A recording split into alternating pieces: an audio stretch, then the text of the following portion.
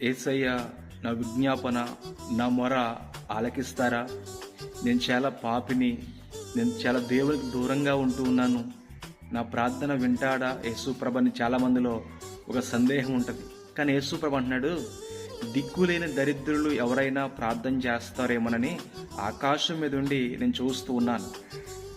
నా చెవులు వారి ప్రార్థనల వైపు ఒగ్గి ఉన్నాను. హిజ్కియా కన్నీటితో ప్రార్థన చేసినప్పుడు హిజ్కియా ప్రార్థన విని దేవుడు 15 సంవత్సరాలు ఆయుష్కాలాన్ని అనుగ్రహించాడు. రక్షింపనేరకు విన్నట్లు ఆయన హస్తం కొరచ కాలేదు, విననేరకు విన్నట్లు ఆయన చెవులు మందము కాలేదు. మీ దోషములు, మీ పాపములు ఆయనకి మీకు మధ్య అడ్డుగోడ వలె ఉన్నాయి. నీవు ప్రార్థన చేస్తావేమోనని దేవుడు ఆకాశం మీద చూస్తూ ఉన్నాడు. ప్రార్థన చేస్తే ఎవరు ప్రార్థనైనా, ఎలాంటి వారి ప్రార్థనైనా యేసయ్య తప్పక వింటాడు, వారికి జవాబును తప్పక ఇస్తాడు.